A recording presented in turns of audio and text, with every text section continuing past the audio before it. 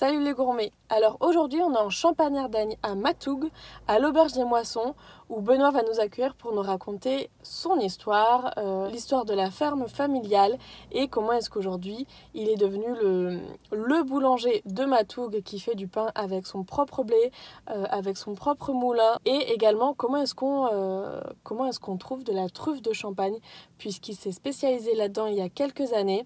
Et vous allez voir, alors c'est très très intéressant, moi je n'y connaissais rien à la truffe et là j'ai appris vraiment beaucoup de choses.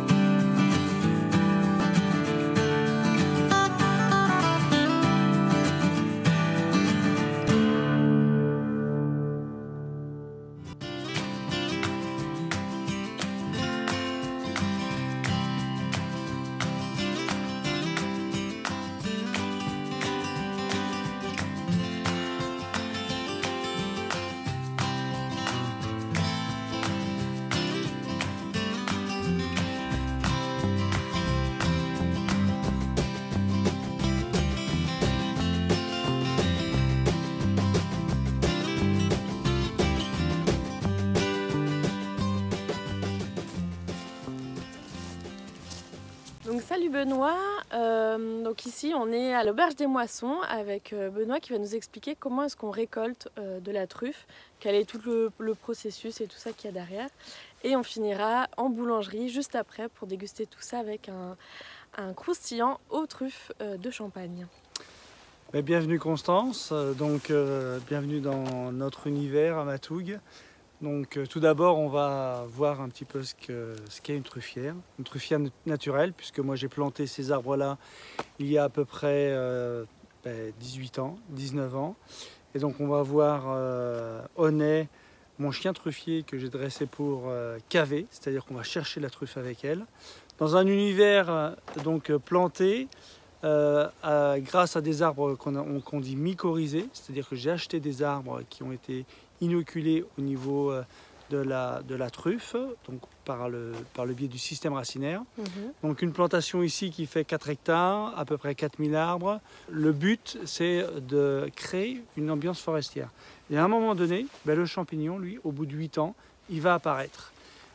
Pourquoi il va apparaître? Parce que c'est une symbiose. Donc l'arbre a besoin du champignon pour se développer, le champignon a besoin de l'arbre pour se développer, et donc on arrive à une fructification. La fructification s'opère au mois de mai-juin.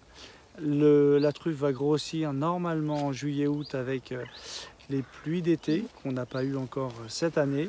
Et puis avec Honey, on vient à l'automne, parce que notre truffe c'est la truffe d'automne, Tuber incinatum. Donc on vient avec le chien pour voir si la magie a opéré ou non. C'est quoi, c'est une petite croquette? Une petite récompense. Donc okay.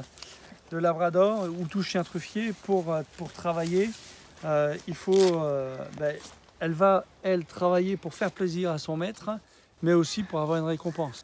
Ce qu'on fait, c'est que déjà on analyse le vent et on essaye de travailler contre le vent avec le chien, ce qui va aider le chien à ce que le vent porte un petit peu les arômes de la truffe, et elle va essayer de prendre une effluve et puis remonter à sa source. Allez, on y va, cherche. Montre, allez. Moi, il faut toujours que je la reconcentre sur la truffe, parce que l'odeur est beaucoup moins forte pour elle, la truffe, que l'odeur de gibier, l'odeur de ces odeurs primaires. Donc à chaque fois, il faut retravailler. Montre.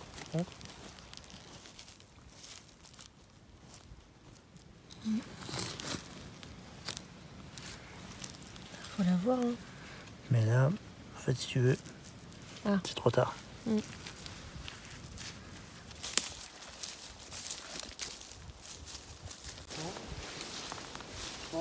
Montre, allez où? Montre, c'est là, montre, allez où?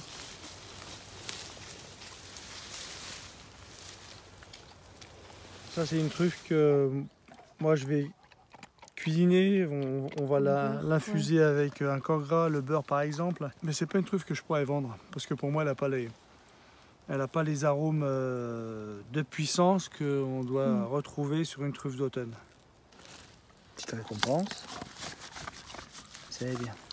Il faut savoir que la truffe Tuber incinatum existe toujours et a toujours existé dans notre terroir puisqu'on a un sol qui est basique. Et le sol basique est propice à toute mycorhisation. Donc en montagne de Reims, à 25 km, il y a de la truffe en milieu naturel. Donc la truffe, elle n'est pas artificielle ici. On a juste acheté des arbres mycorhisés, truffiers. Après, la météo joue ou pas contre nous. Pendant moi 15 ans, elle était favorable. Et puis là, on est sur des cycles quand même assez secs et donc qui sont plutôt défavorables aux champignons. Donc on a vraiment des récoltes qui sont maigrissimes, voire insignifiantes par rapport au potentiel. Voilà. En plus, faut pas l'abîmer quand tu la sors.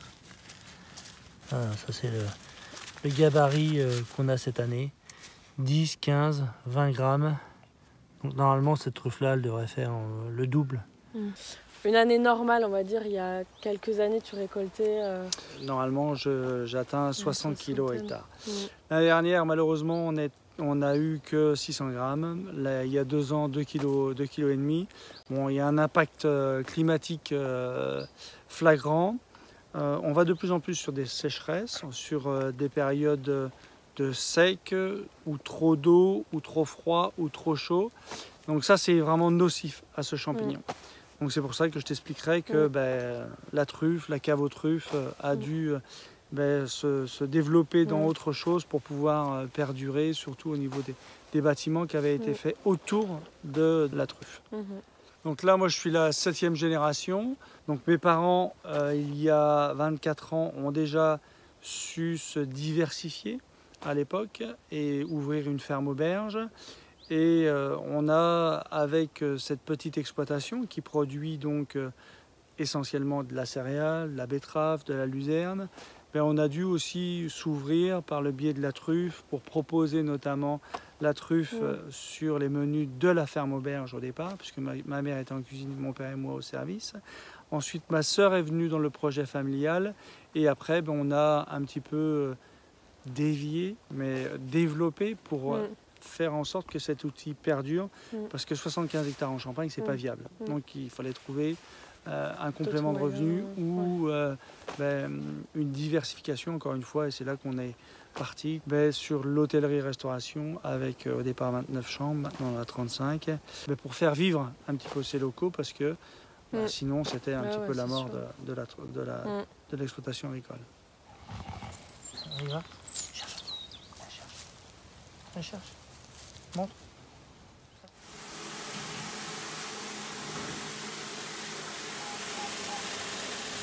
Quand tu fais ça, tu m'avais dit la cadence en 1 heure, tu en fais 1 heure, 1 kilo, c'est-à-dire cette fois-ci. Okay. Donc ça, c'est les truffes qu'on a récoltées tout à l'heure. Après nettoyage, on les a fait sécher et on va procéder au canifage, c'est-à-dire qu'on va voir la qualité interne de la truffe, si elle est conforme ou pas. Les truffes conformes, c'est-à-dire qu'elle est noire à l'extérieur, chocolat veiné de blanc à l'intérieur, elle doit être ferme. Ça, c'est une truffe qui est conforme, on va dire propre à la vente ou à la consommation. Là, on voit bien le coup de griffe donné. Mais ça, je ne peux pas la vendre comme ça. Il faut que je nettoie toute cette partie-là. Là, celle-ci, elle est molle. Donc ça, c'est impropre à la consommation. Bon, là, on ne peut rien faire. C'est-à-dire que je vais la réintroduire dans la truffière parce que c'est des spores, c'est des champignons. Et là, on voit que ça, c'est trop tard. Okay. On arrive trop tard. Donc ça, tu remets dans ta truffière et ça... C'est de la semence. D'accord. Tous les déchets, là, d'ailleurs, tu mets dans la truffière Oui. Celle-ci, elle est trop claire. Donc, elle n'est pas conforme par rapport à la vente. À la vente, celle-ci, on va faire du beurre de truffe. Bon, après, c'est de la consommation personnelle. Et trop clair, ouais, tu m'expliquais avant, il n'y a pas forcément de goût, de... Voilà, il y a moins d'arôme par rapport à une truffe. Et l'arôme est même différent entre cette couleur-là et celle-ci. Et celle-ci ne va jamais mûrir, c'est trop tard. Une fois qu'on l'a sortie du sol, elle va rester blanche et elle va pourrir blanche. Ok. Il y a vraiment eu un changement climatique qui fait que lorsqu'on récolte 500 grammes, on a 250 grammes qui peuvent être des déchets. entre la terre, les pas mûrs, les trop mûrs, de 40 à 60%. C'est pour ça aussi que le prix de la truffe, cette année, on est entre 300 et 500 € le kilo. Bon, il n'y a pas forcément de demande cette année, donc elle n'est pas très chère. Mais on est sur quand même un produit assez cher. On va utiliser par contre en cuisine 10 grammes par plat et par personne. Mais il faut que le produit soit au top. Il ne faut pas que le produit soit à moitié bon. On ne peut pas vendre une truffe à moitié bonne. Donc là on a les truffes nettoyées, triées. Donc les bonnes, les moins bonnes qu'on va pouvoir utiliser au niveau du beurre et puis les déchets. Et là celles-ci on va pouvoir les utiliser pour faire le sandwich à la truffe notamment. Chose très simple à faire à la maison, mais alors avec le rendu et un délicat au niveau de l'arôme, c'est très simple. Après au niveau de la truffe, les recettes les plus simples sont les meilleures. On verra bien. Et voilà, on arrive à la fin de la vidéo pour cette première partie à l'Auberge des Moissons. Dans la deuxième partie, la vidéo qui va sortir d'ici quelques jours, vous allez découvrir comment est-ce qu'on fait une baguette tradition. Vous allez voir, c'est très intéressant. Moi j'ai beaucoup appris avec Benoît encore une fois.